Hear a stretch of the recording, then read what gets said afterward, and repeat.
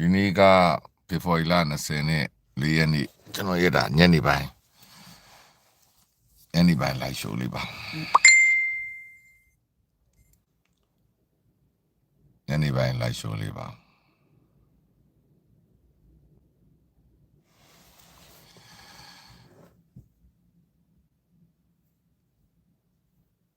Reform UK ပေါ့နော် UK မှာရှိတဲ့လက်ရဇွန်ပါတီကဥကြားပြည့်ရွေးကောက်ပွဲတွေပြိုင်နေပါပြီအဲ့တော့သူတို့ကဒီလူဖြူပေါ့အင်္ဂလိပ်အများစုကထောက်ခံထားတဲ့ဒါထုံးစံအတိုင်းပဲပေါ့နော်လူဝင်မှုကြီးကြပ်ရေးရွှေ့ပြောင်းလာတဲ့နိုင်ငံသားတွေကိုကန့်သတ်မယ်ချုပ်ချယ်မယ်ကောင်းပြီချုံတွေကိုကောင်းပြီမချုံရအောင်တားမယ်ဒါမျိုးတွေနဲ့နောက်တော့ဒီပါကစ္စတန်တို့အာဖရိကန်တို့ဆီးရီးယားတို့နိုင်ငံတွေကိုဗီဇာပိတ်မယ်။ဘာကြောင့်လဲဒီမှာသူတို့ဒီနိုင်ငံမှာရှိတဲ့သူနိုင်ငံသားတွေပြန်လက်မခံလို့အဲ့ဒါမျိုးတွေနဲ့ကြွေးကြော်ပြီးတော့အခုဒီ Conservative Party ကနေပြီးတော့ဒီ defect ပေါ့နော်သူတို့ဘက်ကိုရွှေ့ပြောင်းသွားတဲ့သူများနဲ့ဒီဝန်ကြီးဟောင်းများနဲ့အခုစတင်ပြီးတော့အစိုးရလုပ်မယ်ဆိုတဲ့ပုံစံနဲ့ပွဲထွက်လာပြီးစတင်ပြီးစီးရုံးမှုတွေဖြစ်နေပြီ။ပြီးတော့ American style ပေါ့နော်ဒီ ice ပုံစံမျိုးသူတို့ဒီမှာသူတို့အာဏာရတာနဲ့သူတို့အနိုင်ရတာနဲ့ဖွဲ့ပြီးတော့ဒီမှာရှိတဲ့တရားမဝင်တဲ့လူတွေအကုန်လုံးကိုတနေ့ကိုတပတ်ကိုလူ6000ဖမ်းဆီးပြီးတော့အမေရိကန်လိုပဲထိန်းသိမ်းရေးစခန်းကြီးတွေဖွင့်ပြီးပြန်ပို့မယ်ဆိုပြီးတော့ပုံတူကူးချကပြောဆိုနေမှုပြီးတော့မဲဆွယ်စည်းရုံးမှုတွေဖြစ်လာပြီးပြီးခဲ့တဲ့စနေသတင်းဝင်တွေကမန်ချက်စတာမှာအဲဒီကနေ့တော့ British Union Jack အလံတွေကိုကင်ပြီးတော့အကြီးကျယ်ဆန္ဒပြပွဲဖြစ်လာတဲ့အခါမှာမန်ချက်စတာမြို့တော်ဝန်နဲ့လေဘာဘက်ကငါတို့မြို့မှာတို့ခွဲကြတဲ့ဟာတွေမရှိဘူးဆိုပြီးတော့ဒီယောပါတီခေါင်းဆောင်နိုင်ဂျက်ဒီမစ္စတာကိုဝင်ဦးဆောင်ပြီးတံပြန်ဆန္ဒပြပွဲတွေဖြစ်ပြီးတော့ပြည်သူရဲတွေနဲ့အကြီးကျယ်အထီးကျုံတွေဖြစ်ခဲ့တဲ့ပုံစံတွေနဲ့ Reform Party ဟာဒါ UK နိုင်ငံမှာနိုးထလာပြီပေါ့အဲ့တော့ဖြစ်ဖို့များတာကအင်္ဂလိပ်အများစုထောက်ခံတော့မှဖြစ်တဲ့အတွက်နိုင်ရဖို့ကသေချာသလောက်ရှိနေတဲ့ပုံစံပြောနေကြတယ်အဲ့တော့ဒါမကြခင်မှာလဲဒါရွေးကောက်ပွဲလုပ်ဖို့တော့3နှစ်လောက်လိုပါသေးတယ်အခုကြားဖြတ်ရွေးကောက်ပွဲတွေမှာအနိုင်တွေရလာနိုင်တယ်မြို့နယ်တွေမှာအနိုင်တွေရလာနိုင်တယ်အဲ့တော့ American style ဒီလူမှုကြီးကြပ်ရေးတွေပိတ်ဆို့တာတွေတားဆီးတာတွေဖမ်းဆီးတာတွေ UK မှာလည်းဖြစ်လာနိုင်ပါတယ်ထိုနည်း၎င်းပဲဒီနယ်သာလန်နိုင်ငံမှာတော့ဒီလက်ရစွန်းပဲလူမှုကြီးကြပ်ရေးကိုပိတ်ပင်မယ်တားဆီးမယ်ဆိုတဲ့ကြွေးကြော်မှုနဲ့လက်ရဒီယူကောက်ပွဲအနိုင်ရခဲ့တဲ့ဒီလက်ရစွန်းနိုင်ငံရေးသမားကတော့ဒါလူနည်းစုအစိုးရပေါ့နော်သူအစိုးရဖွဲ့လိုက်ပါပြီသူပါတီကစုပေါင်းအစိုးရပေါ့အဲ့ထဲမှာသူကအသက်အငယ်ဆုံးနောက်ပြီးတော့ LBGT ပေါ့နော်ဒီနိုင်ငံရေးသမားတယောက်ဝန်ကြီးချုပ်တယောက်အနေနဲ့ပေါ်ထွန်းလာပါပြီထိုနည်း၎င်းဆွီဒင်နိုင်ငံမှာလည်းဒီ immigration ပိတ်ဆို့မှုတွေတားဆီးမှုတွေနိုင်ငံသားဖြစ်မှုအချိန်တွေကန့်သတ်တာတွေပါတဲ့ဒါဒီလက်ရနိုင်ငံရေးသမားတွေပါတဲ့အဖွဲ့တွေကနေပြီးတော့ဆွီဒင်နိုင်ငံမှာလည်းဥပဒေတွေပြဋ္ဌာန်းနေမှုတွေနဲ့နိုင်ငံသားများကိုမကြိုဆိုတဲ့အနေအထားတွေအများကြီးဖြစ်နေပါပြီအဲ့တော့အမေရိကန်ရဲ့ကြရက်ကဥရောပကိုလိုက်ရိုက်နေပြီအမေရိကန်ကလည်းဒီသူ့နဲ့သဘောထားတူတဲ့ဒီလက်ရနိုင်ငံရေးသမားတွေကိုလက်ရှိအမေရိကန်အစိုးရကလည်းကူညီပေးတာတွေထောက်ပံ့နေတာတွေလုပ်နေပါပြီအဲ့တော့ဥရောပကြီးကဒါငကိုပုံစံအတိုင်းမဟုတ်တော့ဘူးဆိုတော့စဉ်းစားပုံတွေနဲ့မဲဆွယ်မှုတွေအများကြီးဖြစ်နေပါတယ်ထိုနည်း၎င်းပဲမနေ့ကဒါဒီ UK ရဲ့လက်ရပါတီကသူတို့ပြောတာကဒီခရီးယန်ချက်ကြောင်းတွေကိုပလီအဖြစ်ပြောင်းလဲနေတာအားလုံးကိုသူတို့ကပိတ်ပင်တားဆီးတော့မယ်ဒါ UK နိုင်ငံရဲ့ဒီခရီးယန်ဘာသာရေးယဉ်ကျေးမှုဆိုင်ရာဒါအမွေအနှစ်တွေအားလုံးပျောက်ပြက်တယ်ဆိုတာကိုကာကွယ်မယ်ဆိုတဲ့ပုံစံနဲ့ပြောဆိုနေကြတာပါအဲ့တော့ဒါပေမဲ့ UK မှာတော့ပုံမှန် Labour Party ကိုထောက်ခံကြတဲ့လူများစုကတော့ဒါက racism ဖြစ်တယ်ခွဲခြားဆက်ဆံတယ်ဆိုပြီးမထောက်ခံကြပါဘူး immigrant background အများဆုံးရှိတဲ့လူတွေကဒါပေမဲ့လည်းဒီဘက်က Labour Party ကိုထောက်ခံကြတဲ့အုပ်စုတွေထဲမှာလည်းဒီအခုဒီမြို့နယ်ရွေးကောက်ပွဲတွေမှာမြို့နယ်ကောင်ဆယ်လာထောင်နဲ့ချီပြီးတော့ဒီ သူတို့ပါတီတွေကိုစန့်ကျင်ပြီးတော့ဒီပါလက်ဆိုင်အရေးနဲ့ပတ်သက်ပြီးတော့သူတို့ပုံကန်ထားတာတွေရှိပါတယ်ဥမာလေဘာပါတီမှာဆိုအယောက်ပေါင်း300ကျော်မြို့နယ်ကောင်စီဝင် Green Party ဒီနောက်တခြားပါတီတွေမှာပေါ့သူတို့တွေကတော့ဒီပါလက်ဆိုင်အရေးကိုဒီသူတို့သက်ဆိုင်ရာပါတီတွေကမလုပ်ပေးတာဖြစ်တဲ့အတွက်ပါတီတွေကထွက်ထားပြီးတော့သူတို့ရဲ့မဲကိုလိုချင်တယ်ဆိုရင်ပါလက်ဆိုင်အရေးကိုဒီပါတီတွေကဒီရက်တီပြီးတော့လုပ်ပေးရမယ်ဆိုတဲ့တောင်းဆိုမှုတွေနဲ့ဒီလာမဲ့ဒီမြို့နယ်ရွေးကောက်ပွဲတွေမှာအဲ့ဒီမြို့နယ်ကောင်စီဝင်ပေါင်း1000ကျော်ကလည်းဒီတောင်းဆိုမှုတွေနဲ့အနိုင်ကျင့်မှုတွေပေါ့နော်ငါတို့မဲကိုလိုချင်မင်းတို့ကပါလက်ဆိုင်အရေးကိုပြောရမယ်ဆိုတဲ့အားမျိုးနဲ့ဖိအားပေးမှုတွေဖြစ်နေတာပါအဲ့တော့နှစ်ဖက်အပြိုင်ဖြစ်နေတာပေါ့နော်ဒီ immigrant ဆိုတဲ့လူဒန်းစားတွေကလည်းဒီပါလက်ဆိုင်အရေးကိုကင်ပြီးတော့သူတို့ပါတီတွေကိုဖိအားပေးတယ်အဲ့ဒါကိုအကြောင်းပြပြီး immigrant တွေကဒီနိုင်ငံမှာအကျိုးမရှိဘူးဆိုပြီးတော့ဒီအကျိုးမရှိတော့ဘူးဆိုပြီးတော့ကနတော့ reform party ကလည်းဒါကိုအကြောင်းပြပြီးတော့လက်ရစွန်များရဲ့ထုံးစံ American မဂါတွေရဲ့ထုံးစံနဲ့ဒါနိုင်ငံရေးရသူ့ရဲ့မူရင်းလူမျိုးတွေကိုမဲဆွယ်စည်းရုံးမှုတွေအပြင်းထန်စနေကြပါပြီသူဒီကောင်ပဲ NHS ကဒီသူကဒီရွှေ့ပြောင်းလာတဲ့လူတွေကတိုင်းပြည်အတွက်အကျိုးရှိထားတဲ့ပို့ပြီးတော့အကျိုးမရှိဘူးဆိုတဲ့စဉ်းစားပုံတွေပေါ်ထွက်လာပါပြီအထူးသဖြင့်ကျွန်တော်တို့လုပ်နေတဲ့ NHS ကဒီကျမရေးဝန်ကြီးဌာနစေယုံတွေဟာဒီရွှေ့ပြောင်းလာတဲ့သူများအတွက်အကျိုးရှိတာနဲ့ဆိုင်အကျိုးပို့ပြီးတော့နည်းလာပြီဆိုပြီးတော့ပြောဆိုမှုတွေဒီတို့လူ9000ပါတဲ့စစ်တမ်းတစ်ခုကောက်လိုက်တဲ့အခါမှာအဲ့ဒီစစ်တမ်းအရငကိုယ်တော့ကတော့ဒီရွှေ့ပြောင်းလာတဲ့ဆရာဝန်တွေသူနာပြုဆရာမတွေနဲ့နိုင်ငံသားအလုပ်သမားတွေကြောင့် NHS မှာသူလိုအပ်နေတဲ့နေရာကိုဝင်ဖြည့်ပြီးပြည်သူတွေရဲ့ဝန်ဆောင်မှုကိုပေးပြီးတော့ NHS ကဒီလူတွေကတိုင်းပြည်မှာပို့ပြီးတော့သူတို့ရရှိနေတဲ့အခွင့်အရေးတွေနဲ့စာရင်တိုင်းပြည်အတွက်ပိုအကျိုးရှိတယ်ဆိုတဲ့ပုံစံနဲ့စဉ်းစားခဲ့ရနေအခုနောက်ဆုံးကောက်လိုက်တဲ့စစ်တမ်းအရတော့အဲ့ဒီလိုအပ်နေတဲ့ဒီသူနာပြုဆရာမတွေဆရာဝန်တွေကိုနိုင်ငံသားတွေအများဆုံးနဲ့ဒီနိုင်ငံသားတွေအများဆုံးနဲ့ဒီဖြည့်တင်ထားတာဖြစ်တဲ့အတွက်သူတို့တွေဟာအကျိုးရှိတာနဲ့စာရင်အကျိုးပိုရုပ်တယ်ဆိုတဲ့စစ်တမ်းတွေထွက်လာပါပြီပြောချင်တာက NHS ကပို့ပြီးတော့ပြီးခဲ့တဲ့25နှစ်တာကာလမှာဒီနိုင်ငံသား UK နိုင်ငံသားမဟုတ်တော့နိုင်ငံသားအဲ့နေရာမှာသူက British citizen လို့သုံးတာဖြစ်တဲ့အတွက် UK နိုင်ငံသားဖြစ်ပြီးသား UK နိုင်ငံသား citizen ဖြစ်ပြီးသားနိုင်ငံသားကိုမပါဘူး UK နိုင်ငံသားကိုမဖြစ်သေးဘဲနဲ့ work permit တွေနဲ့အလုပ်လာရောက်လုပ်တော့နိုင်ငံသားများကိုဆိုလိုချင်တာဥပမာဆရာဝန်ဆိုရင်36%လောက်ရှိတယ်လူနာပြုစမှာလည်း39%လောက်ရှိတယ်အဲ့ဒီထဲမှာနိုင်ငံအလိုက်ကလည်းအိန္ဒိယကအများဆုံးဖြစ်နေတာကိုတွေ့ရတယ်ဖိလစ်ပင်းတွေ့ရတယ်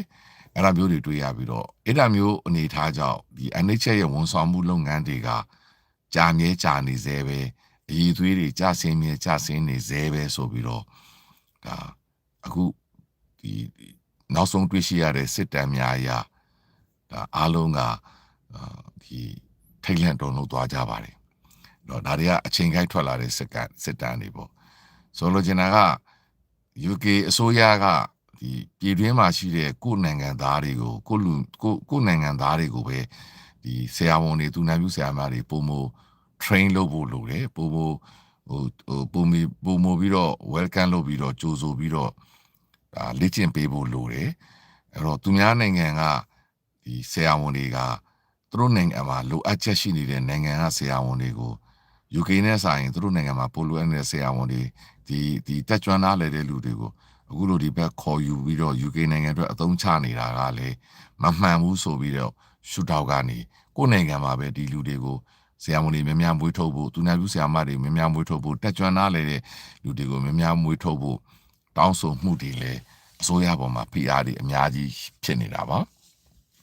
အဲကြောင့်ဒီလိုစစ်တမ်းတွေထွက်လာတာဖြစ်တဲ့အတွက် UK နိုင်ငံမှာတော့ဒီ mega style ပေါ့နော် mega style ဒီ Nigel Farage ရဲ့ reform party ဟာ သူ့ဟာသူဆိုရင်တော့နိုင်ဖို့မရှိဘူး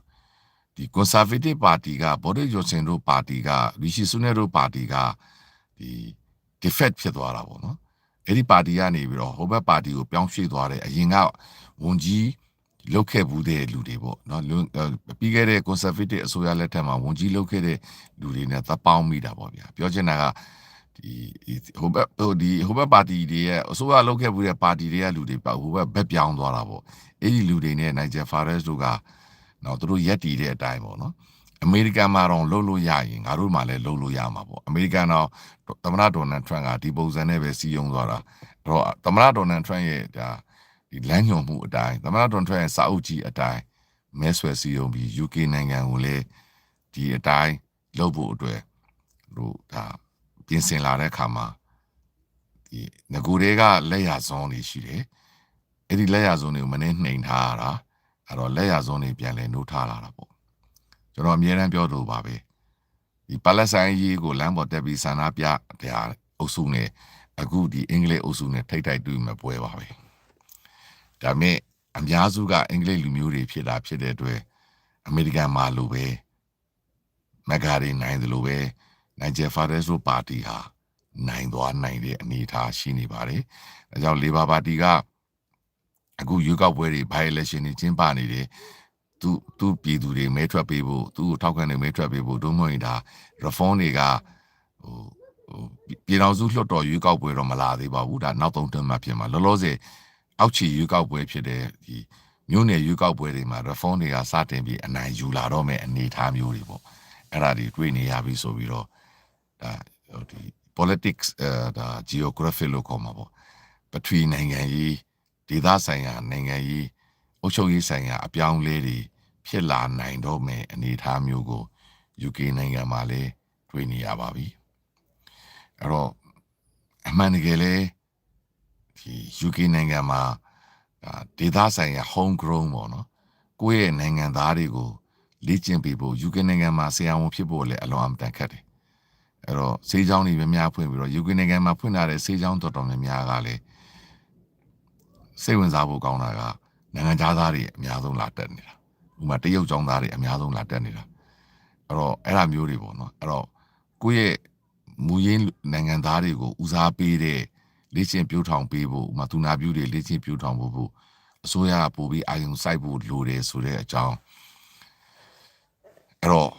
ဆေးရုံတွေမှာလည်းဒီဝန်ဆောင်မှုတွေပေးတဲ့နေရာမှာဒါအရင်အားနဲ့စာရင်ပို့ပြီးတော့ဝန်ဆောင်မှုတွေကျလာတယ်ဆိုတဲ့သဘောမျိုးတွေပြောဆိုမှုတွေဖြစ်နေတာပါဒါကြောင့်ဒါဟာ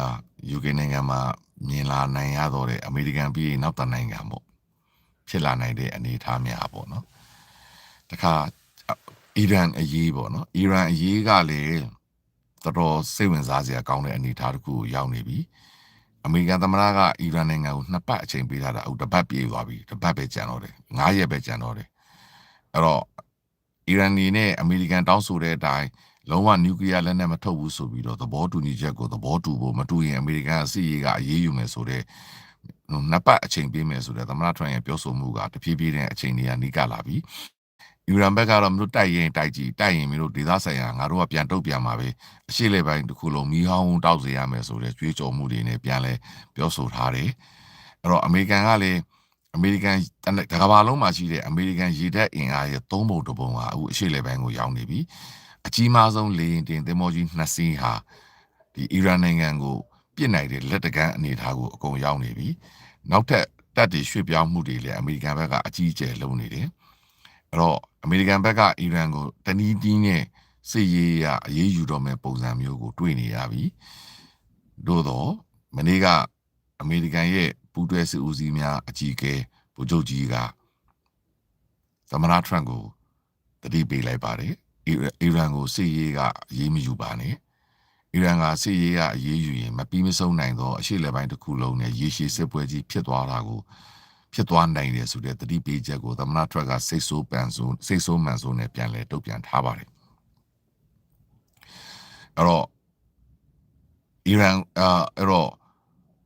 ဘယ်သူမှမသိပါဘူးသမ္မတထရန့်ကသူ့ရဲ့ပြောနေကြလက်သုံးစကား2ပတ်ကြာရင်လုပ်မယ်2ပတ်ကြာရင်လုပ်မယ်ဆိုတဲ့အတိုင်း နောက်နှစ်ပတ်ပြည့်တဲ့နေ့မှာလည်းနောက်နှစ်ပတ်သူထပ်ပြောရင်ပြောမှာပါဒါပေမဲ့သမဏထွက်သည်သူဘယ်လိုပြောမလဲဟိုဗလာလက်ဗလာနဲ့ချင်းချောက်တာတော့မဟုတ်ဘူးတကယ်လဲစိတ်အင်အားတွေအကြီးကျယ်တိုးချဲ့နေတယ်အီရန်ကလည်းတံပြန်ပြီးတော့ဟော်မုစ်တွေလည်းကြားကိုစီးလေးချင်းမှုတာနဲ့ဟော်လေးလည်းကြားကိုထိန်းချုပ်မှုတွေပြန်လည်လှုပ်ဆောင်နေတယ်အီရန်ဘက်ကလည်းအရှေ့လက်ပိုင်းမှာရှိတဲ့အမေရိကန်ရဲ့စစ်ရေးပြစ်မှတ်တွေကိုပြန်လည်တိုက်နှံသမျှပြန်လည်တိုက်ခိုက်မယ်ဆိုပြီးတော့ပြန်လည်ချင်းချောက်ထားတာဖြစ်တဲ့အတွက်အဲ့တော့အီရန်ရဲ့စစ်ရေးအနေအထားဟာအမေရိကန်ကလှုပ်ချင်တယ်လို့လှုပ်လို့မရတဲ့အနေအထားမျိုးကိုရှိနေတဲ့ပုံစံအ ਨੇ ဆုံးတော့အမေရိကန်ကိုစိတ်နှောက်ယှက်ဖြစ်အောင်ဖျက်မြင်းပုံစံနဲ့တော့ပြန်လုံနိုင်တဲ့ပုံစံရှိတယ်အဲ့ဒါကိုအမေရိကန်ပူးတွဲစစ်ဦးစီးချုပ်ကစိတ်ပူပြီးတော့သမ္မတထရန့်ကိုသတိပေးတာပြောချင်တာကအီရန်နိုင်မှာမဟုတ်ဘူးအီရန်ကပြန်ဒုက္ခပေးနိုင်တယ်ပေါ့အဲ့တော့အီရန်မှာရှိတဲ့ဒုံးကျည်တွေပေါ့နော်ဒီမစ်ဇိုင်းတွေဘယ်လိုပဲဖြစ်ဖြစ်ပေါ့အဲ့ဒါတွေအားလုံးနဲ့ဒါသူနဲ့လက်တကမ်းမှာရှိတဲ့နော်နောက်ပြီးတော့အီရန်ကအမေရိကအထိတည်းလှမ်းပစ်စရာမလိုဘူးလေသူ့ရဲ့အင်နီနာချင်းနိုင်ငံတွေမှာဥမာကာတာမှာဒူဘိုင်းမှာဥမာပြောချင်တာဆော်ဒီမှာနော်ဒီ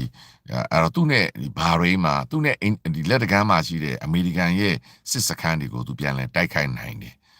နောက်ပြီးတော့အရှေ့လက်ပိုင်းတစ်ခုလုံးကိုသူအနောက်ရှက်ပေးနိုင်တဲ့အနေအထားရှိတယ်နောက်တော့သူ့ရဲ့ proxy တွေကတစ်စင်နဲ့ဒုက္ခပေးနိုင်တဲ့အနေအထားရှိတာဖြစ်တဲ့အတွက်အဲ့တော့ဒီအမေရိကန်သမ္မတဒေါ်နယ်ထရန့်ကသူကဟိုအပေါ်စီးနဲ့ဝန်တိုင်းဝင်လုံးမယ်လုပ်ပြီးရင်သူဒုက္ခပြီးပြန်ထွက်သွားမယ်ဒါပေမဲ့ဟိုတစ်ဖက်သက်ကြီးလှုပ်လို့ရတဲ့နိုင်ငံမဟုတ်ဘူးအီရန်ကပြန်လုံနိုင်တဲ့ဆိုတဲ့အနေအထားမျိုးကိုပြောဆိုနေကြတယ်ဒါပေမဲ့စစ်ရေးသုံးသက်သူများပြောဆိုကြတာအများစုပြောနေတာတော့အီရန်ကတော့အမေရိကန်ကိုခံမတိုက်နိုင်ပါဘူးအမေရိကန်ကသာအီရန်ကိုတကယ်ရေရှည်စစ်ပွဲဆင်နွှဲမယ်ဆိုရင်အီရန်ရှုံးမှာပါသို့တော်လည်းအမေရိကန်ကပေးဆက်မှုတွေအကြီးကြီးပေးဆက်ပြီးမှရှုံးပေးမှာအီရန်ကရှုံးမှာဒါပေမဲ့အဲ့ဒါကြောင့်အမေရိကန်ကဒီလက်ရှိခေါင်းဆောင်တွေရဲ့မိသားစုဝင်တွေသားသမီးတွေဝင်ဖမ်းတာမျိုးပဲလားဒို့ဒီမဟုတ်လွန်ခဲ့တဲ့၈လကဒီ Operation Midnight Summer ဆိုပြီးတော့ဒီအမေရိကန်ကအီရန်ကို B2 ဘုံကျဲလေယာဉ်တွေနဲ့အီရန်ရဲ့ဒီလှိုင်ကူထဲမှာရှိတဲ့ဒီနျူကလ িয়ার ထုတ်လုပ်ရဲ့စခန်းတွေကိုပြစ်ခတ်ရှင်းလင်းတဲ့အခါမှာအီရန်နိုင်ငံဟာနျူကလ িয়ার မထုတ်လုပ်နိုင်တော့ဘူးလို့သူတို့ကကြွေးကြော်ခဲ့တယ်လွန်ခဲ့တဲ့၈လကဒါပေမဲ့ဒီနေ့လေအီရန်နိုင်ငံကနျူကလ িয়ার ကိုထုတ်လုပ်တော့မယ်လို့သူတို့ကပြန်ပြောနေတာဖြစ်တဲ့အတွက်အမေရိကန်ရဲ့လွန်ခဲ့တဲ့၈လကအီရန်ရဲ့စစ်ရေးပြစ်မှတ်တွေကိုပြစ်ခဲ့တာကအောင်မြင်မှုမရတဲ့ပုံစံမျိုးစဉ်းစားတဲ့လူတွေကလည်းစဉ်းစားနေကြတယ်။ဒါကြောင့်ဒီနေ့လေအမေရိကန်ကအီရန်ကရေနံကိုဒီနျူကလ িয়ার လက်နဲ့တန့်စင်နေတာကိုလုံးဝဆွန့်လွှတ်ရမယ်။အီရန်ကတော့အဲ့ဒါကိုရှော့မပေးဘူး။ငါတို့ဒီအရက်ဘက်သုံးဖို့အတွက်60%ထိတန့်စင်မှုလုပ်မယ်ဆိုပြီးအီရန်ကပြောနေစေဖြစ်တယ်။အမေရိကန်ကလည်းအဲ့ဒီ60%နဲ့ကြော်ပြီးတော့နျူကလ িয়ার ကိုတန့်စင်လိုက်ရင်နျူကလ িয়ার ဒီလက်နဲ့ထုတ်လုပ်တဲ့အနေအထားဖြစ်ပြီးအလွန်အန်တရာယ်များတယ်အီရန်ဒီနျူကလ িয়ার လက်နဲ့ကမပိုင်ဆိုင်စေရဆိုတဲ့ရက်တီချက်အတိုင်းကိုပဲလုပ်တယ်အဲ့တော့အီရန်နျူကလ িয়ার လက်နဲ့ပိုင်လိုက်ရင်တခြားအာရပ်နိုင်ငံတွေကလည်းစိုးရိမ်နေသူတို့လည်းနျူကလ িয়ার လက်နဲ့လိုချင်လာတယ်အဲ့တော့တခါအစ္စရေးကလည်းအီရန်ကိုနျူကလ িয়ার လက်နဲ့မပိုင်ဆိုင်ရလို့ပြောလာတဲ့အခါမှာအာရပ်နိုင်ငံများဘက်ကလည်းအစ္စရေးကအာရပ်တစ်ကမ္ဘာလုံးကိုဒါလွှမ်းမိုးမဲ့ဆိုတဲ့ပြောဆိုမှုတွေကိုကန့်ကွက်တာတွေလည်းရှိတယ်အခြေအနေကအလွန်အမတန်ရှုပ်ထွေးနေတာပါအဲ့တော့အီရန်ကိုအကြောင်းပြပြီးအစ္စရေးကလည်းအာရပ်တစ်ကမ္ဘာလုံးကိုသူတို့ကထိန်းချုပ်မဲ့ပုံစံပြောနေတာကိုဒီအာရပ်နိုင်ငံဖြစ်တဲ့ဆော်ဒီအာရေဗျနိုင်ငံခြားရေးဝန်ကြီးဌာနကအကြီးအကျယ်အစ္စရေးနိုင်ငံကိုကန့်ကွက်ထားတာတွေရှိတယ်အဲ့တော့အခြေအနေကအလွန်အမတန်ရှုပ်ထွေးနေတယ်အမေရိကန်ရဲ့ဆုံးဖြတ်ချက်အရအမေရိကန်ဟာဘလောက်ထိအီရန်ပေါ်မှာပါမလဲဆိုတဲ့အပေါ်ရေးယူမလဲဒို့ဒီမိုစစ်ရေးရလုံးမလဲဆိုတဲ့အပေါ်မှာဘယ်သူမှလည်းမသိပါဘူးဒါပေမဲ့စစ်တပြင်းနဲ့နော်စင်ဖမ်းမယ်ကြားဖမ်းမယ်တော့ထောက်လျှောက်ပြောနေတာတော့အသေးကြပဲအဲ့တော့အီရန်ကိုအမေရိကန်ဘယ်နေ့တိုက်မယ်ဒီနေ့တိုက်မယ်ဆိုပြီးတော့လောင်းကစားတိုင်တွေမှာတော့လောင်းကြီးတွေဖွင့်နေကြပြီဒါကြောင့်ဘယ်သူမှမသိပါဘူးတကယ်ပဲပြောတာလားချိန်ချောက်တာလားသူတို့လိုချင်တာကိုရဖို့အတွက်ဒီလုပ်တယ်ဒီမေကာဖြစ်တာဖြစ်တယ်သူလိုချင်တာကိုရဖို့အတွက်အပေးယူလုပ်နေတာလားဖိအားပေးနေတာလားတပြိုင်နက်တည်းမှာလည်းပြီးခဲ့တဲ့လပိုင်းကဆန္ဒပြမှုတွေအီရန်မှာအကြီးအကျယ်ဖြစ်ခဲ့တယ်အဲ့တော့အီရန်အစိုးရကရေးရဲဆက်တောင်းနဲ့ချီပြီးတော့တပ်ပလိုက်ပြီ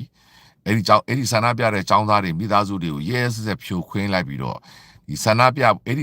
ြတဲ့အချိန်ကတော့အမေရိကန်အစိုးရကအမေနဲ့ဆန္ဒပြသမားတွေမထီနဲ့ငါလာပြီးစစ်ရေးအရေးယူမယ်လို့အတန်ထွက်တယ်အခုဟိုကဆန္ဒပြတဲ့လူကိုဟိုဘက်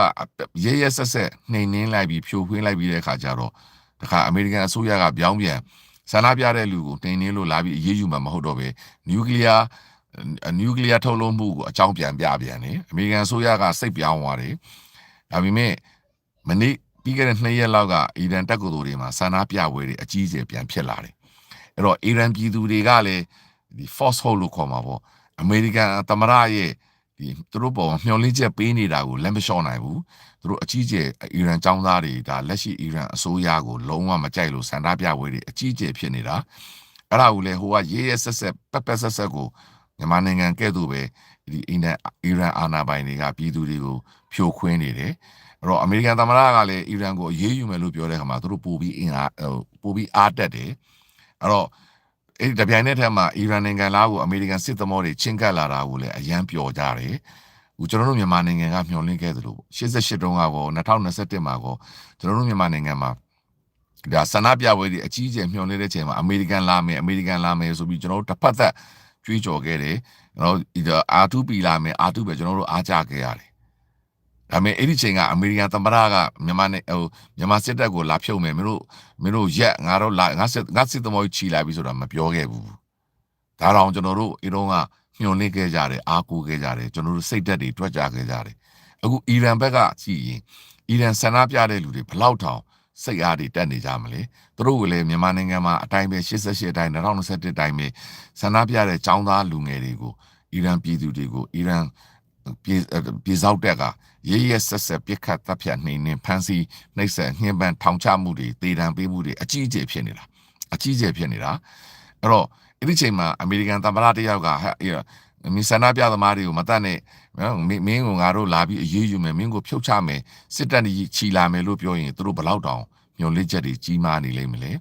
အခုပဲတခါအမေရိကန်စစ်တပ်ကလည်းတကယ်ကိုရောက်လာပြီအရှိလေပိုင်းမှာအမေရိကန်စစ်သမောကမ္ဘာပေါ်မှာအကြီးမားဆုံးလေတင်သမောကြီး2စင်းရောက်နေပြီ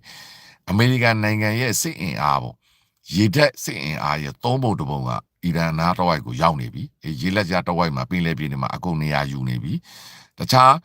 ဒီစစ်ရေးအတွက်လိုအပ်တဲ့ရွှေ့ပြောင်းမှုတွေလည်းအကြီးအကျယ်လုပ်နေတယ်အဲ့တော့အဲ့ဒါမျိုးအနေအထားတွေဖြစ်နေရင်အဲ့ဒီအထဲမှာရှိနေတဲ့ခဏတော့ဆန္ဒပြတဲ့ပြည်သူတွေဘလောက်တောင်အားကိုးတကြီးနဲ့မျှော်လင့်နေမလဲဆိုတာကိုကျွန်တော်တို့ကကိုချင်းစာလို့ရတယ်အဲ့တော့ကျွန်တော်တို့ကဘယ်သူမှအဲ့လိုမပြောဘူးကျွန်တော်တို့ကြိတ်ပြီးတော့မျှော်လင့်နေတာအမေရိကန်ရေတပ်ကြီးပင်လယ်ဝကိုရောက်နေပြီးရန်ကုန်ပင်လယ်ဝမှာရောက်နေပြီးဘာညာအခုထိဒါပုံပြင်းနေအခုကတကယ်ရောက်နေတာအမေရိကန်သမ္မတကလည်းနေ့တိုင်းပြောနေတာကမ္ဘာမိခွန်းတိုင်းမှာကမ္ဘာခေါင်းဆောင်တွေနဲ့ပြောတဲ့အစည်းအဝေးတိုင်းမှာအီရန်ကိုသူတိုက်တော့မယ်တရားဝင်ပြောနေတာအမေရိကန်ရေတပ်ကြီးကလည်းတကယ်ချီတက်နေပြီတကယ်ရောက်နေပြီပတ်လေအီရန်ပတ်လည်းမှလည်းအမေရိကန်စစ်တပ်တွေဝိုင်းထားပြီအဲ့တော့ပြည်တွင်းမှာရှိတဲ့အဖိနှိတ်ခံအီရန်ပြည်သူများရဲဆက်အီရန်ခေါင်းဆောင်များရဲ့ပြစ်ဒဏ်မှုခံနေရတဲ့အီရန်ပြည်သူများဘလောက်တောင်မျှော်လင့်ချက်ကြီးစွာနဲ့အမေရိကန်ကိုမျှော်လင့်နေကြမလဲဆိုတာကိုချင်းစာကြည့်လို့ရပါတယ်အဲ့တော့အမေရိကန်သမ္မတကသူပြောတဲ့အတိုင်းပဲအီရန်ရဲ့အဖိနှိတ်ခံဆန္ဒပြတဲ့ပြည်သူများကိုကယ်တင်မလားဒို့သည်မဟုတ်ရင်လည်းပုံပြောသွားမလားဒို့သည်မဟုတ်ရင်လည်းသူလိုချင်တဲ့အချက်လက်ကိုလက်ရှိအီရန်ခေါင်းဆောင်တွေကသဘောတူပေးလိုက်မလားပြီးတော့သူလိုချင်တာရပြီးတော့ဆန္ဒပြသမားတွေကိုလှည့်မကြည့်ပဲထွက်သွားမလားအမို့လေအီရန်အစိုးရရဲ့တာဝန်ရှိသူများကိုပဲဗင်နီဇွဲလားမှာလုပ်တယ်လို့ဝင်ဖမ်းပြီးတော့ပဲအစိုးရပြောင်းလဲကိုလုပ်မလားဘယ်သူမှမသိပါဘူး Nobody knows သမ္မတထရန့်ကအလွန်တန်ခက်မှန်းရခဲ့တယ်သူကခိုးကြောင်ခိုးဝဲလည်းမဟုတ်ပေါ်တင်ပြောနေတာဖြစ်တယ်အဲ့တော့ပေါ်တင်ပြောနေတာဖြစ်တဲ့အတွက်ဘာဖြစ်မလဲဘယ်သူမှမသိပါဘူးဒါကြောင့်အရှိလေပိုင်းကိစ္စကတော့ဒါအားလုံးကတော့စစ်ပွဲကိုမျှော်လင့်နေကြပြီပေါ့အဲ့တော့အမေရိကန်ကရေတိုစစ်ပွဲကိုနဲ့ရေရှည်စစ်ပွဲနှစ်ခုပေါ့အမေရိကန်မဂါတွေကတော့သူကရေရှည်စစ်မတိုက်ချင်ဘူးအမေရိကန်သမ္မတဒေါ်နယ်ထရန့်အမြဲတမ်းပြောထားတယ်ငါတို့ဒီရေရှည်စစ်တိုက်ဖို့အစီအစဉ်မရှိဘူးအဲ့တော့ရေရှည်စစ်တိုက်ဖို့အစီအစဉ်မရှိဘူးဖြစ်တာဖြစ်တဲ့အတွက်အီရန်ကလည်းအဲ့ဒီအားနည်းချက်ကိုသိပြီးတော့ပြန်ပစ်မယ်ပြန်ချမယ်ဆိုပြီးတော့စစ်ဖမ်းမယ်ကြားဖမ်းမယ်လုပ်နေတာပေါ့အဲ့တော့တကယ်ဖြစ်လာရင် အီရန်ရဲ့နီးပညာတရုတ်ရဲ့နီးပညာနဲ့ရုရှားနီးပညာနဲ့အမေရိကန်နီးပညာနဲ့ပြိုင်ကြမယ်ပွဲပဲအဲ့တော့ဘယ်သူကတာမလဲကျွန်တော်စောင့်ကြည့်ကြတာပေါ့အဲ့တော့အဲ့ဒါကနောက်တဲ့ထိတ်တိုက်ရင်ဆိုင်မှုတွေ့မယ် who next ပေါ့အမေရိကန်ရဲ့ who next ရဲ့ဒါနောက်ဆက်တွဲပေါ့အဲ့တော့ဘယ်သူမှမသိပါဘူးဘာတွေဖြစ်လာမလဲကျွန်တော်တို့အခြေအနေကိုစောင့်ကြည့်ရမှာလက်ရှိမှာတော့ကျူးဘားနိုင်ငံကတော့အကြီးအကျယ်အမေရိကန်ရဲ့ပိတ်ဆို့မှုတွေရေနံပိတ်ဆို့မှုတွေအကြီးအကျယ်ဒုက္ခရောက်နေပါပြီ။ဒါကြောင့်အမေရိကန်နိုင်ငံသားဝန်ကြီးကတောင်အမေရိကနိုင်ငံခီးစဉ်သွားပြီးတော့ကျူးဘားနဲ့ဗင်နီဇွဲလားကိစ္စကိုသွားရောက်ဆွေးနွေးနေပါပြီ။အဲ့တော့အမေရိကန်ကတကယ်လုပ်ရင်တကယ်ဖြစ်နေတဲ့အနေအထားတော့ရှိတယ်။လုံနိုင်တဲ့အင်အားလည်းရှိတယ်။တရုတ်နဲ့ရုရှားကအဲ့လောက်တော့မစွာရဲဘူး။သူကအိမ်ကွင်းလောက်ပဲကန်နိုင်တာ။တရုတ်ကလည်းအိမ်ကွင်းဖြစ်တဲ့ကျွန်တော်မြန်မာနိုင်ငံဝင်ဆွတ်တာတို့ထိုင်ဝမ်ကိုဆွတ်တာလို့ပဲလုံနိုင်တယ်။ရုရှားကလည်းအင်ကွင်းဖြစ်တဲ့သူရဲ့အင်ဂျင်နာကြီးယူကရိန်းကိုသိမ်းတာလောက်ပဲလုပ်နိုင်တယ်။အင်ကွင်းလောက်ပဲကန်နိုင်တာ။အမေရိကန်ကအင်ကွင်းလည်းကန်နေပြီ။အင်ကွင်းကအခုဗင်နီဇွဲလားတို့ကျူးဘားတို့ကိုကန်နေပြီ။အဝေးကွင်းဖြစ်တဲ့ကျွန်တော်တို့အရှေ့လက်ပိုင်းမှာအခုမှအာဖဂန်မှာအမေရိကန်ကန်ထားပြီ။အမေရိကန်တစ်ကမ္ဘာလုံးကိုပတ်ကန်တာ။အင်ကွင်းလည်းရတယ်အဝေးကွင်းလည်းရတယ်။အဲ့ဒါအမေရိကန်ရဲ့အင်အားပဲ။အမေရိကန်ရဲ့တကယ်စစ်အင်အားပဲ။ဒါကတော့အားကျစရာလည်းကောင်းတယ်သူတို့တိဆောက်ထားတာကိုဂုဏ်ယူစရာလည်းကောင်းတယ်အတူယူစရာလည်းကောင်းတယ်သူတို့ရဲ့စနစ်ကိုလည်းအားကျဖို့ကောင်းတယ်အဲ့တော့သူတို့ရဲ့အင်အားကလည်းပါဇက်နဲ့မိုးပေါ်ကကြာလာတာမဟုတ်ဘူးဒါအမေရိကန်နိုင်ငံသားတွေနဲ့တိဆောက်ထားတဲ့စနစ်အဲ့ဒါအမေရိကန်နိုင်ငံရဲ့ဖွဲ့စည်းပုံအခြေခံဥပဒေနဲ့အမေရိကန်နိုင်ငံစီးပွားရေးအင်အားစီးရေးအင်အားဤပညာအင်အားပညာရေးအင်အားအရာတိဆောက်ထားတာဖြစ်တယ်အဲ့တော့အဲ့ဒီအတိုင်းပဲအမေရိကန်သမ္မတတွေကတော့သမ္မတဒေါ်နယ်ထရန့်ကဒါပြည်တွင်းမှာဘလောက်ပဲအပြစ်ပြောပြည်ပမှာတော့သူကအမေရိကန်ရဲ့စူပါပါဝါကိုအသုံးချပြီးတော့သူတို့နိုင်ငံအကျိုးရှိဖို့အတွက်ဂုံသွဲခွန်ကောက်တာတွေအခုလိုစစ်ရေးရရေးယူတာတွေအေးကနေအကျိုးမြတ်လုပ်ပြီးတော့အမေရိကန်အကျိုးစီးပွားအတွက်စာချုပ်တွေချုပ်တာတွေတော့လုပ်နေသေးပဲအဲ့တော့နိုင်ငံခြားရေးမူဝါဒမှာတော့သမ္မတဒေါ်နယ်ထရန့်ကကျန်တဲ့သမ္မတတွေအတိုင်းပဲအမေရိကန် first မူဝါဒနဲ့ပဲဆက်သွားနေပဲဒီစဲပဲဒါကြောင့် Supreme Court လို့ခေါ်တဲ့အမေရိကန်တရားရုံးချုပ်ကသမ္မတဒေါ်နယ်ထရန့်ဒီသူ့လုံးပိုင်ခွင့်နဲ့ကြော်လို့ပြီးဒီကုန်သွယ်ခွန်တွေအခွန်တွေကောက်နေတဲ့ကိစ္စကိုပြောလိုက်တဲ့အခါမှာသမ္မတဒေါ်နယ်ထရန့်ကပြန်လဲတုံ့ပြန်ပြီးဒါဆိုရင်လည်းငါနီးငါဟန်နဲ့နောက်ဥပဒေတစ်ခုနဲ့တူတကဘာလုံးကို15ရက်ကန်တော့အခွန်ကောက်လိုက်ပါပြီအဲ့ဒီကိစ္စနဲ့ပတ်သက်ပြီးကမ္ဘာနိုင်ငံတော်တော်များများကငါတို့ကစီးပွားရေးလုပ်နေတာမသေးကြမရေရတော့ဘူးဒါဆိုရင်အမေရိကန်နဲ့ဆွေးနွေးနေတဲ့ကုန်သွယ်ရေးဆွေးနွေးပွဲတွေအားလုံးရက်ဆိုင်တယ်မင်းတို့အမေရိကန်ကအခုတမျိုးတော့ကြတမျိုးဖြစ်နေတာဖြစ်တဲ့အတွက်ဥရောပအထူးသဖြင့်အမေရိကန်နဲ့ကုန်သွယ်ရေးဆွေးနွေးနေတဲ့မပြတ်သေးတဲ့ဥရောပဘက်ကတစ်ဖက်သက်အမေရိကန်နဲ့ကုန်သွယ်ရေးဆွေးနွေးတာကိုရပ်တန့်လိုက်ပါပြီ။ဘာကြောင့်လဲဆိုတော့အမေရိကန်နိုင်ငံကမတည်မငြိမ်ဖြစ်နေတယ်။တော့စီးပွားရေးလုပ်တယ်ဆိုတာမတည်မငြိမ်လုပ်လို့မရဘူးအခုတမျိုးပြောမနေ့ဖြစ်တမျိုးပြောလုပ်လို့မရဘူးဆိုပြီးတော့အဲ့ဒီကြေးရိုက်ခတ်မှုတွေလည်းဖြစ်နေတယ်အဲ့တော့အမေရိကန်သမ္မတကအခုအသစ်ထပ်ပြထန်လိုက်တဲ့တကမ္ဘာလုံးကို15ရက်ကန်တော့အခွန်ကောက်မယ်နိုင်ငံတိုင်းကိုကောက်မယ်ဆိုတဲ့ကိစ္စကဥပဒေအဲ့ဒီသူပြထန်လိုက်တဲ့ဥပဒေက15ရက်ပေါင်း150ပဲခံနေရက်ပေါင်း150ကျော်ရင်လွှတ်တော်ကနေပြီးတော့ဒါကိုအတည်ပြုပေးရမယ်အဲ့ဒါကိုမနေ့ကသတင်းတော်တယောက်ကမေးတဲ့ခါမှာရက်ပေါင်း150ကျရင်လွှတ်တော်ကိုမေးမလားလွှတ်တော်ကမလိုဘူးတဲ့ငါလွှတ်တော်နဲ့စကားမပြောဘူးတဲ့အဲ့တော့ तू ကတော့ဘူးခံပြီးပြောနေတယ်အဲ့တော့ဘယ်လိုပုံစံနဲ့ဖြစ်လာမလဲတော့ဘယ်သူမှမသိပါဘူးအဲ့ဒါကလည်းတကမ္ဘာလုံးရဲ့စီးပွားရေးကိုထိခိုက်ဒီရိုက်ခတ်နေတယ်တပြိုင်နက်တည်းမှာအမေရိကန်သမ္မတကမက်စလာဇမ်မှာတရုတ်နိုင်ငံကိုသွားပါတော့မယ်အဲ့တော့ तू ကတရုတ်နိုင်ငံခီးစဉ်မှာလည်းအများသိတဲ့အတိုင်းပဲကမ္ဘာအင်အားကြီးနိုင်ငံရဲ့စီးပွားရေးတွေသူ့အနေနဲ့တရုတ်နိုင်ငံကိုသွားရင် तू ကအဲ့ဒီအမေရိကန်အစိုးရကသူ့ရဲ့ကဘာကြီးနဲ့ဆက်ဆံတဲ့လက်နက်ပေါ့နော်သူအသုံးချတဲ့လက်နက်ကကတော့ကုန်သွယ်ခွန်စီးကျက်ခြင်းပေါ့အဲ့တော့ तू ကအဲ့ဒါနဲ့ကဘာနိုင်ငံတွေနဲ့ तू ကအပေးယူလုံးမှာ तू ကညှိနှိုင်းမှာအနိုင်ကျင့်မှာတို့ဒီမို့ရ तू လိုချင်တာရအောင်ယူမှာအဲ့ဒါကိုသူ့ရဲ့ခြေလက်ကိုဖျက်လိုက်သလိုအမေရိကန်တရားရုံးချုပ်က तू ကလုတ်ပိုင်ခွင့်မရှိပါဘူးလွှတ်တော်ကပဲလုံးရမယ်ဆိုပြီးပြောလိုက်တဲ့အခါမှာအဲ့ဒါကို तू ကစိတ်ဆိုးတယ်ပေါ့တော့အခုသူအရေးကြီးတဲ့တရုတ်နိုင်ငံကိုသွားပြီးတရုတ်နိုင်ငံကိုအဲ့ဒီကုန်သွယ်စည်းချက်ခွန်နဲ့သူကသွားချင်းချောက်ပါချင်းချောက်ပြီးသူလိုချင်တာကိုတရုတ်နိုင်ငံနဲ့လက်မှတ်ထိုးခိုင်းပါအဲ့တော့ तू အဲ့လိုလုံးအဲ့လို तू အဲ့လိုသွားပြီးချင်းချောက်ပြီးတော့ तू အနိုင်ကျင့်မဲ့ကိစ္စကို तू ခြေလက်ကိုဖျက်လိုက်သလိုအမေရိကန်တရားရုံးချုပ်ကတရားသူကြီး6ယောက်ကဆုံးဖြတ်လိုက်တယ်ဆိုပြီးတော့သမ္မတဒေါ်နယ်ထရန့်ကစိတ်ဆိုးမှန်ဆိုနေဒီတရားသူကြီးတွေကရှက်ဖို့ကောင်းတယ်တိုက်ပြည်ဦးစားမပေးဘူးမျိုးချစ်စိတ်ဆက်မရှိဘူးဒီတရားသူကြီးတွေက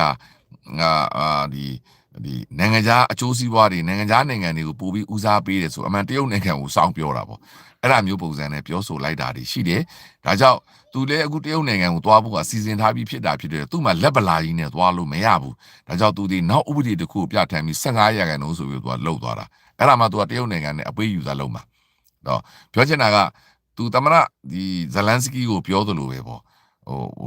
ဘာခေါ်မလဲလက်ပလာကြီးနဲ့ငါသူ့မှာဘာကတ်မှမရှိဘဲနဲ့တရုတ်နဲ့သွားဆွေးနွေးလို့မရဘူးတရုတ်ကိုကဆွေးနွေးခြင်းနဲ့ကို့မှာတရုတ်ကိုအနိုင်လို့ရတဲ့ကတ်တွေရှိဖို့လိုတယ်အလွန်အမတန်ကောင်းတဲ့ဥပမာနော်ဦးကျွန်တော်တို့ပြောတဲ့ຫນွေဦးဒေါ်လာရေးတရုတ်ကမတရားလို့တရုတ်ဆွေးနွေးကို့မှာဘာကတ်မှမရှိဘဲတရုတ်ကိုစကားနားမထောင်ဘူးအဲ့ဒါကဘာကြီးမှာတကယ်အဖြစ်တရားဗျကို့မှာဘာကတ်မှမရှိဘဲနဲ့သမရဒေါ်နယ်ထရက်လို့ဒီလို့ဘာမှမရှိစစ်ကောင်စီနဲ့သဆွေးနွေးကိုပဲခံရမှာဒါကိုဗိုလ်ချုပ်ဂွန်မော်ကပြောနေတာကို့မှာဘာကတ်မှမရှိဘဲစစ်ကောင်စီသဆွေးနွေးကိုပဲခံရမှာအဲ့ဒါကိုဦးအေအေကသူ့မှာကတ်တွေအများကြီးရနေပြီကြောက်ဖြူလည်းရှိနေမြို့တွေအဲ့ဒါဆိုဆွေးနွေးလို့ရပြီကိုကန့်သူကမြို့ကိုရသွားတယ်ဆွေးနွေးလို့ရပြီလာရှိုးရတယ်အခုတောင်းပလန်သူ့မှာမိုးကုတ်ရောက်တယ်သူဆွေးနွေးလို့ရပြီအဲ့ဒါသမရတော်နဲ့ပြောနေတဲ့ကတ်ပဲအဲ့တော့တရုတ်နိုင်ငံကိုကျွန်တော်တို့ကသဆွေးနွေးဖို့ကျွန်တော်တို့လက်ထက်မှာဘာကတ်မှမရှိဘူး NUG ကဘာကတ်မှမရှိဆိုရင်တရုတ်ကကိုယ်စကားပဲနားထောင်မလဲအဲ့ဒါကဘာကြီးရဲ့အမှန်တရားအဲ့ဒီအမှန်တရားကိုသမရဒေါ်နယ်ထရန့်ကလက်တွေ့ကဘာကြီးကပြည်သူတွေကိုဖွင့်ပြောပြီးတော့လုပ်ပြနေတာသူကတရုတ်နိုင်ငံကိုသဆွေးနွေးဖို့သူဒီတရုတ်နိုင်ငံကိုအနိုင်ကျင့်လို့ရတယ်တရုတ်နိုင်ငံအမေရိကန်ကိုကုန်မသွယ်လို့မရဘူးလေကုန်သွယ်မှရမှာအမေရိကန်နဲ့စီးပွားရေးမလုပ်ဘဲနဲ့တရုတ်နိုင်ငံမချမ်းသာဘူးအဲ့တော့မင်းငါးစီနဲ့ကုန်သွယ်ခြင်းမင်းငါးစကားနားထောင်ငါပြောတာကိုလားထောင်နားမထောင်ရင်မင်းကငါကုန်သွယ်ကုန်ငါနိုင်ငံနဲ့ကုန်မသွယ်နေလို့မပြောဘူးမင်းငါးစီကိုပစ္စည်းလာရောင်းရင်မင်းငါသလောက်ပတ်စံပေးရမယ်အခွန်တုံးမယ်အဲ့ဒါနဲ့ तू ကကင်ထားတာအဲ့တော့ तू အဲ့ဒီနိုင်ခွက်ပေါ့အဲ့ဒီ तू လုံနိုင်တဲ့သူ့ရဲ့ခြေတွေလက်တွေကိုအမေရိကန်တရားရုံးချုပ်တရားသူကြီးတွေကပယ်ချအချိန်ကိုက်ပေါ့နော်ပယ်ချလိုက်တဲ့အခါမှာ तू အရန်အကြီးကျယ်စိတ်ဆိုးတာဒါကြောင့် तू ကလည်းမခံဘူးဗျဘက်ကပလန်သူ့မှာရှိတယ်ဒုတိယဥပဒေတစ်ခုနဲ့ तू က15ရန်လုံးလုပ်လိုက်တယ်ဘာလို့တရုတ်နိုင်ငံသက်ဆွေးနေရတော့မှာ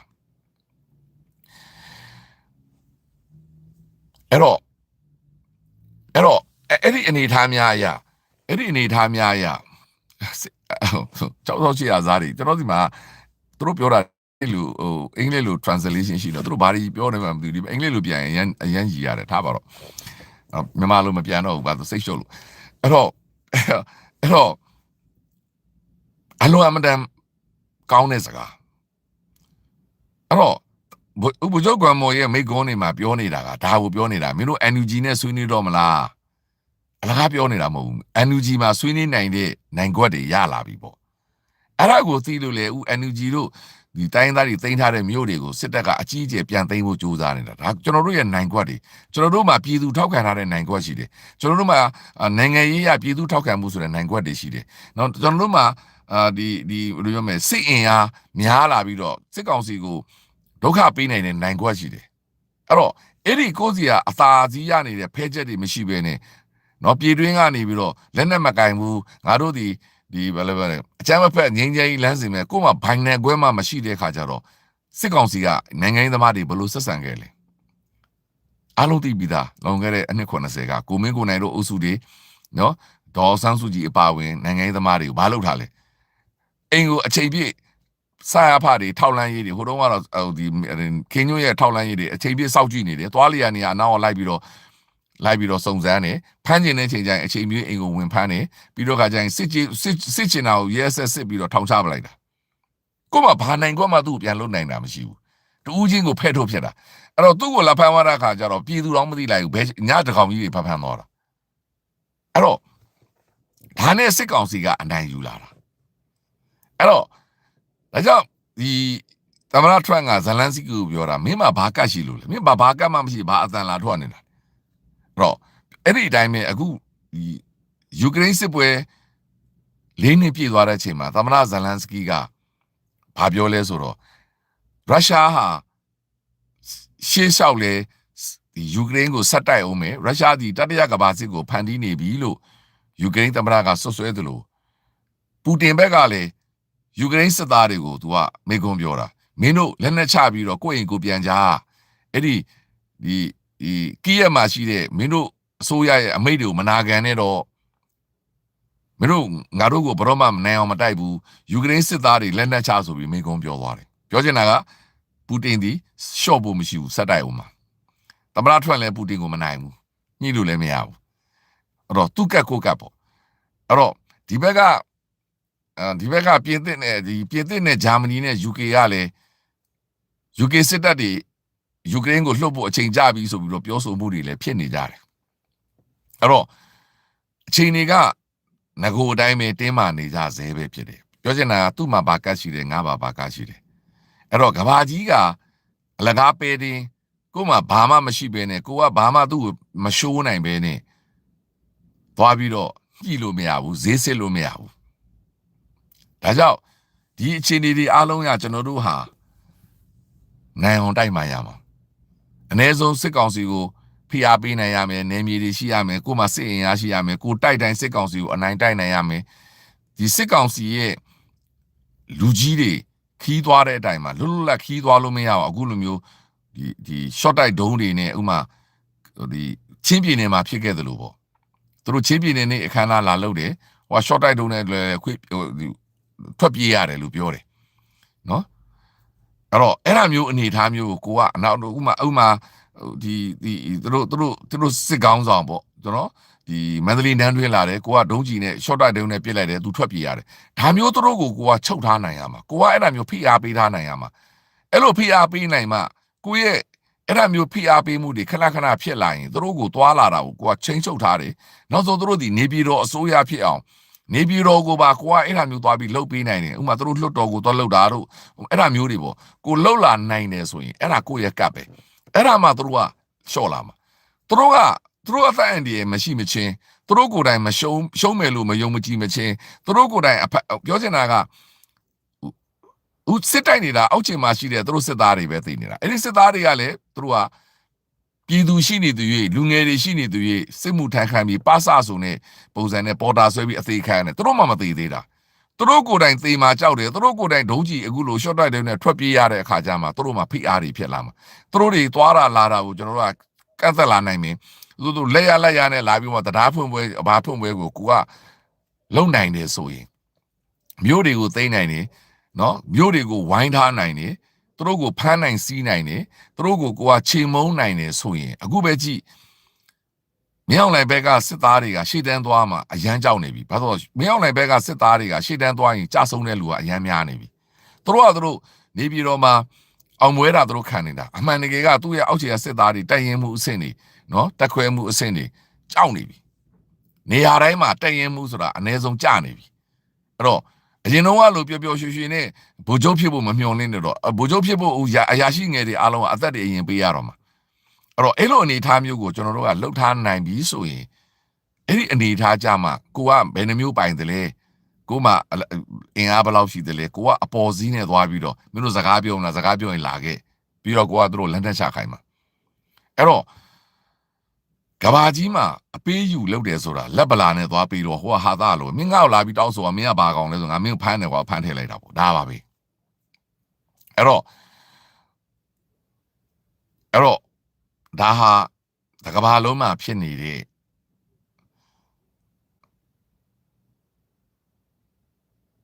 ကဘာလုံးမှာဖြစ်နေတဲ့အနေအထားများပါဒီရက်ပိုင်းမှာဒီကဘာအရေးပေါ့ကျွန်တော်ဟိုဘက်ပြည်တွင်းရေးတွေကိုဦးစားပေးနေချိန်မှာကဘာလုံးဖြစ်နေတဲ့အနေအထားများရဲ့အကျဉ်းချုပ်ပါအဲ့တော့အီရန်ကိစ္စဟာဘယ်လောက်ထိဖြစ်မလဲကျွန်တော်လည်းမသိဘူးဘယ်သူမှလည်းမသိဘူးအဲ့တော့ဘယ်နေ့တိုက်မယ်မနေ့ပြင်တိုက်မယ်ဆိုပြီးတော့လောင်းကြီးတွေတောင်ထွက်နေပြီပြီးခဲ့တဲ့စနေနေ့ကဆိုလောင်းကြီးတော်တော်မြင့်တယ်လို့ပြောတယ်ဒီစနေနေ့တိုက်တော့မယ်ဆိုပြီးဒါမှမဟုတ်လားဗျာဘူးအဲ့တော့ဘာဖြစ်မလဲဘယ်သူမှမသိဘူးသေချာတစ်ခုကတော့အမေရိကန်ကဗျာ तू ကသူ့နိုင်ငံသားတွေသိမှာ तू ကကြောက်တာ तू စစ်သားတယောက်အသိမခံနိုင်ဘူးဒါကို तू အမေရိကန်စစ်ဗိုလ်ချုပ်ကြီးကပြောနေတာအမေရိကန်ရှုံးမှာကိုပြောနေတာမဟုတ်ဘူးသူတို့ထိခိုက်မှုတွေရှိတယ်သူတို့အထိခိုက်မခံနိုင်ဘူးပေါ့အီရန်ကတော့ဘယ်ကူးဆိုင်မလဲမင်းအောင်လိုင်းလိုပဲပေါ့ तू စစ်သားတွေသိန်းနဲ့ချီသေးတယ် तू ကူးမဆိုင်ဘူး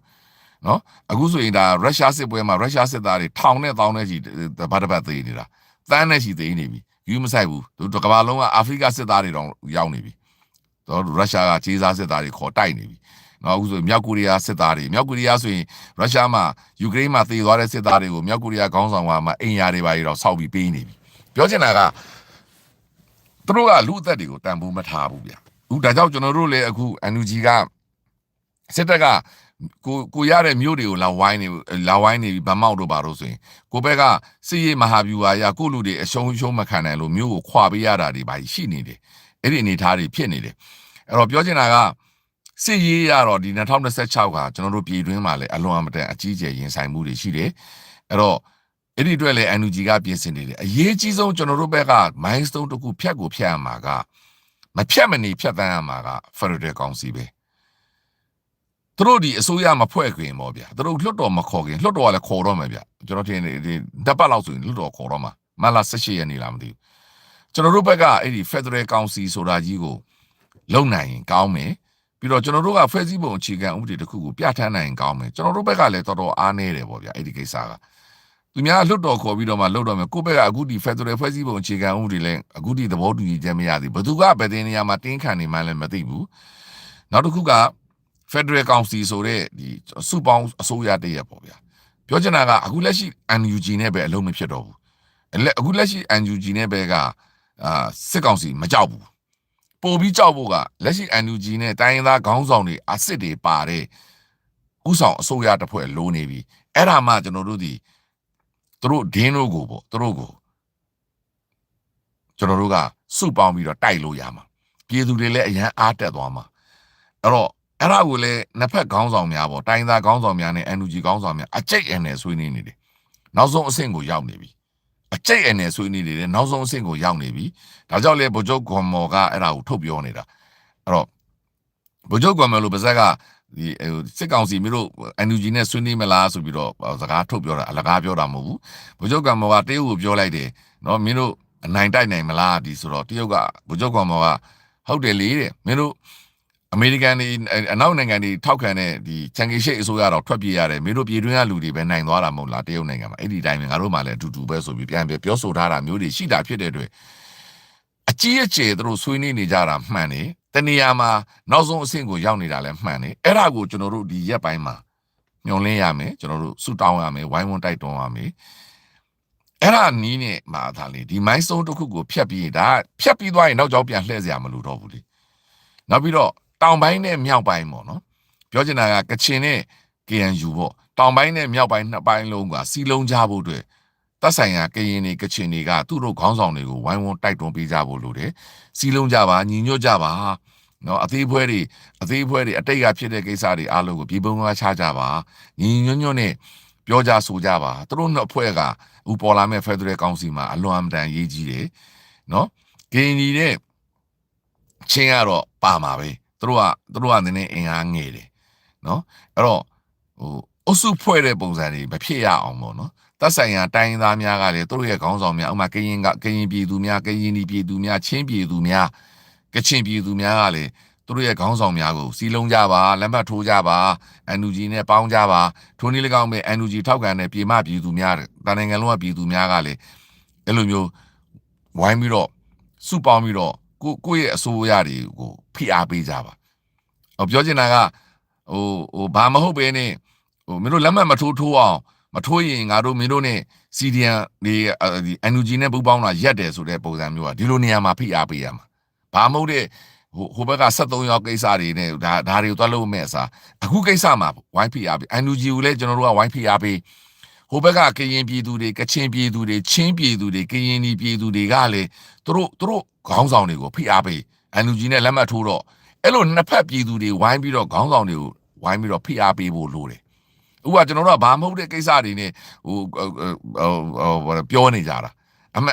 အခုအချိန်မှာကျွန်တော်တို့ကစစ်ကောင်စီကိုစကားတွေနားထောင်မယ်စစ်ကောင်စီရွေးကောက်ပွဲတွေစစ်ကောင်စီရဲ့ဥစ္စာတွေနားထောင်မယ်အစားအခုအချိန်မှာကျွန်တော်တို့ပြည်သူအသီးသီးတိုင်းသားနဲ့ပြည်မသားအသီးသီးကသက်ဆိုင်ရာကိုယ်ခေါင်းဆောင်တွေကိုဖိအားပေးဖို့လိုအပ်တယ်အဲ့ဒီဖိအားကပါလေမင်းတို့အမြန်ဆုံးလက်မှတ်ထိုးပါမထိုးရင်မင်းတို့နဲ့ငါတို့စိတ်ဆိုးတယ်မင်းတို့နဲ့ငါတို့မခေါ်တော့ဘူးပေါ့ဗျာခလီလို့ပြောရင်စိတ်ကောက်တယ်ပေါ့အဲ့လိုပုံစံမျိုးလုပ်ရမယ်အချိန်ကရင်ပြည်သူတွေကလည်းကရင်ခေါင်းဆောင်တွေကိုအဲ့လိုပုံစံနဲ့မင်းတို့ NUG နဲ့လက်မှတ်ထိုးမထိုးရင်ငါတို့မင်းတို့နဲ့မခေါ်တော့ဘူးစိတ်ကောက်တယ်ကချင်ပြည်သူတွေကလည်း ကချင်ကောင်းဆောင်တွေကိုပြောမင်းတို့အမြန်လက်မှတ်ထိုးမထိုးရင်ငါတို့မင်းတို့နဲ့မခေါ်တော့ဘူးထိုနည်းလည်းကောင်းမဲ့ကရားပြည်သူကရင်ပြည်သူတွေကလည်းသူတို့ခေါင်းဆောင်တွေပြောမင်းတို့ NUG နဲ့လက်မှတ်ထိုးအဲ့ဒီမင်းတို့အဖွဲ့ငါးဖွဲ့အမြန်ဆုံးလက်မှတ်ထိုးအစိုးရမှာခေါင်းဆောင်ပေးမပေါ်ရင်မင်းတို့နဲ့ငါတို့စကားမပြောဘူးပတ်စံမပေးဘူးကျွန်တော်တို့အားလုံးပြည်သူလက်ထဲမှာရှိတာပါလေပတ်စံမင်းတို့ငါတို့မလှူတော့ဘူးထိုနည်းလည်းကောင်းမဲ့ချင်းပြည်သူတွေရောတကဘာလုံးမှာရှိတဲ့ချင်းတွေကလည်းသူတို့ချင်းကောင်းဆောင်တွေကိုပြော CB ရော CN တဲ့ပေါ့မင်းတို့ NUG နဲ့ရောကျန်တဲ့ငါးဖွဲ့နဲ့ရောအမြန်ဆုံးလက်မှတ်ထိုးပြီးခေါင်းဆောင်ပေးမပေးရင်မင်းတို့ငါတို့ပတ်စံမပေးဘူးထုံးလေးကောင်းမဲ့ပြေမတွေမှာရှိတဲ့ရန်ကုန်သားမန္တလေးသားစကိုင်းသားကျွန်တော်ပြေမသားတွေကလေ NUG ကိုမင်းတို့မရရအောင်သူတို့သညှိမင်းတို့အချင်းချင်းလက်မှတ်မထိုးဘူးဆိုရင်ငါတို့မင်းတို့ပတ်စံမပေးတော့ဘူးထို့လိုပဲကရင်တွေကလည်း KNU ကိုပြောမင်းတို့မပေးဘူးငါတို့တပြားမှမင်းတို့ပတ်စံမပေးတော့ဘူးဒါမျိုးတွေနဲ့ကိုခေါင်းဆောင်တွေကိုကိုကျွန်တော်တို့ကပြန်ပြီးဖိအားပေးရမယ်အချိန်ကြပြီစစ်ကောင်စီဘာလုပ်တာမလုပ်တာရွေးကောက်ပွဲခေါ်တာတမရအဲ့ဒါကျွန်တော်တို့အလုံးမဟုတ်ဘူးသူ့အလုပ်သူလုပ်နေတာခက်နေတာကကျွန်တော်တို့ဘက်ကခေါင်းဆောင်တွေကသူတို့အလုပ်သူတို့မလုပ်ဘူးဖြစ်နေတယ်သူတို့အမျိုးစုံနဲ့ပတ်ပြေးနေတယ်ဗျာဖက်ဒရယ်ဖြစ်လိုက်ဟိုတာဖြစ်လိုက်နယ်မြေဖြစ်လိုက်ဘာဖြစ်လိုက်ဟိုတယောက်နဲ့တယောက်အတိတ်ကအညိုးတွေအာဃာတတွေနဲ့တောင်းနဲ့မြောင်းမတဲလိုက်အရှိနဲ့အလဲမတဲလိုက်ဟိုမကွဲသင့်မဲ့ထိုင်ကွဲနေကြတာအဲ့တော့သူတို့တွေမလုံနိုင်ရင်ကျွန်တော်တို့ပြည်သူတွေကသူတို့တွေကိုရာဇသံပေးရမယ်အခုကျွန်တော်တို့ဒီရက်ပိုင်းမှာအဲ့ဒါကိုဦးစားပေးပြီးလုပ်ကြစေခြင်းတယ်နော်ကျွန်တော်တို့ CDN တွေကောပေါ့ဘာမဟုတ်တဲ့ကိစ္စနဲ့ဟိုသူများကိစ္စဒီ73ရောက်ကိစ္စဒီငါသွားဖိအားပေးမယ်ဆိုတာဒီကိစ္စကိုဖိအားပေးရမယ်မင်းတို့ NUG ခေါင်းဆောင်တွေအဲ့ဒါကိုတိုင်းရင်းသားတွေလည်းတွေ့သွားမယ်ဟာ NUG ကပြည်သူတွေကလည်း NUG ကိုဖိအားပေးနေပြီကချင်ပြည်သူကလည်းငါတို့ကိုပြောနေပြီမခေါ်တော့ဘူးစိတ်ဆိုးပြီကရင်ကလည်းပြောနေပြီအဲ့တော့ပြည်သူရဲ့ပြည်တင်းရင်မင်းမခံနိုင်ဘူးဆိုတာမင်းအောင်လိုက်မဟုတ်ဘူးပြည်တင်းရင်ကျွန်တော်တို့ခေါင်းဆောင်တွေပါမခံနိုင်အောင်ကျွန်တော်တို့ခေါင်းဆောင်တွေကိုကျွန်တော်တို့အစွမ်းပြရမယ်အချိန်ကြပြီအဲ့ဒါကဘာလဲကျွန်တော်တို့လိုချင်တဲ့ဒီတော်လှန်ရေးကြီးကိုဒီတိုင်းသားခေါင်းဆောင်တွေဥဆောင်ပေးပါဆိုတဲ့ဖိအားကိုကျွန်တော်တို့အားလုံးဝိုင်းဝန်းတောင်းဆိုဖို့လိုတယ်ပြည်သူအားကဒီနေရာမှာတော့ရမှာဘာမဟုတ်တဲ့မင်းအောင်လို့ကိစ္စထားလိုက်တော့အဲ့တော့အဲ့ဒီပြည်သူအားကပါလေကချင်အားလို့တယ်ကချင်ပြည်သူတွေကရင်ပြည်သူတွေကရင်နီပြည်သူတွေချင်းပြည်သူတွေမွန်ပြည်သူတွေရှမ်းပြည်သူတွေကိုးကန့်ပြည်သူတွေတောင်လောင်ပြည်သူတွေဝပြည်သူတွေရခိုင်ပြည်သူတွေမြင်အောင်ကြည့်ရခိုင်ပြည်သူတွေကလည်းရခိုင်ကိုဖိအားပေးရမယ်ဟာမင်းတို့ပေါင်းတော့မပေါင်းရင်မင်းတို့လည်းငါတို့မခေါ်ဘူး